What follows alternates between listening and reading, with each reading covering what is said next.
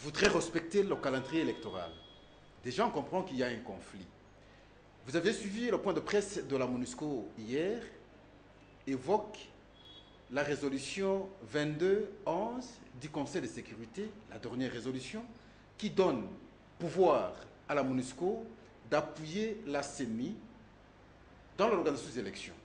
Et la MONUSCO a estimé que, comme il y a divergence maintenant de point de vue entre l'opposition et la majorité, la MONUSCO est prête à aider les acteurs à pouvoir alors se rencontrer en termes de dialogue, réfléchir pour avoir finalement de bonnes élections à la longue. Est-ce que vous voyez que cette procédure, cette démarche peut réussir et peut être utile à ce stade des temps pour le pays? Là, je vais vous parler en tant que celui qui a le sang congolais. Je ne connais pas la couleur de la RDC, mais le sang vraiment de la couleur de la RDC qui coule dans ses veines, j'ai toujours pensé qu'une bonne civilisation, même une grande civilisation, elle est facilement détruite de l'extérieur lorsqu'elle est désignée et détruite de l'intérieur. C'est toujours préférable d'avoir une médiation, d'avoir les bons offices, des gens qui viennent trouver que vous avez des points de convergence et une volonté d'aller de l'avant. Ce qui veut dire quoi? C'est déjà de pouvoir vous mettre d'accord sur au moins certains fondements. Cela appelle tout simplement au patriotisme de tous les acteurs politiques pour se mettre, accepter l'idée de se mettre à table ensemble pour échanger et discuter, poser les véritables problèmes avec un minimum d'honnêteté si on ne peut pas avoir le maximum d'honnêteté.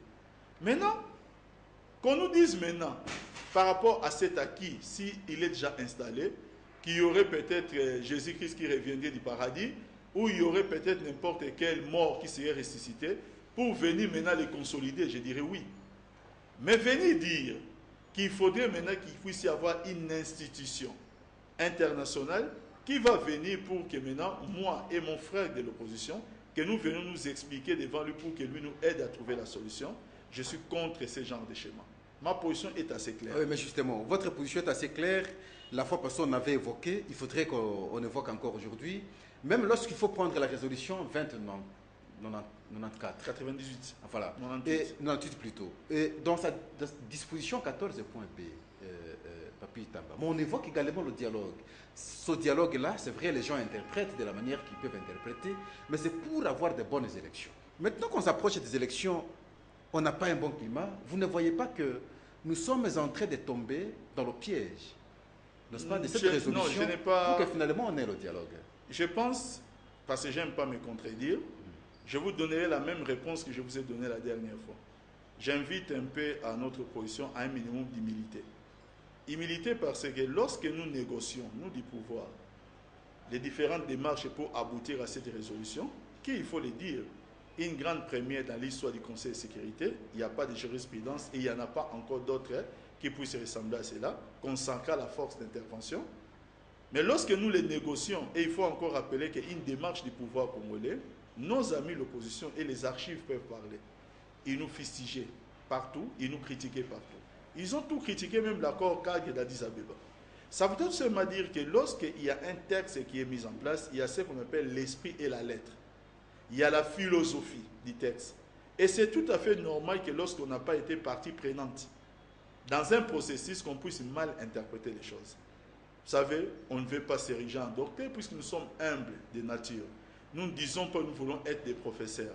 Mais le minimum voudrait qu'ils s'imprègnent un peu de ceux-là qui ont négocié pour savoir ils ont négocié en quel esprit. Là, ils comprendraient bien l'esprit du texte.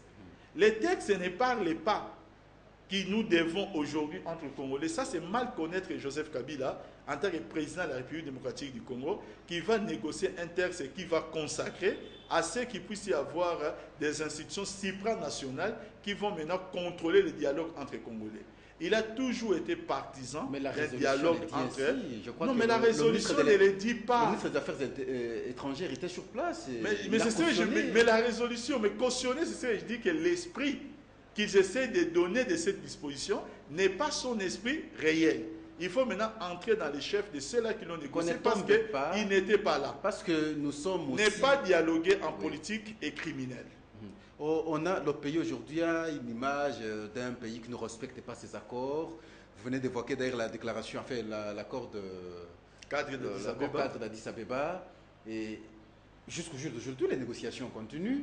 Vous savez qu'il y a une délégation d'ailleurs du gouvernement qui serait partie vers le Rwanda, également en Ouganda, pour échanger avec les anciens rebelles de M23. Donc les problèmes demeurent encore.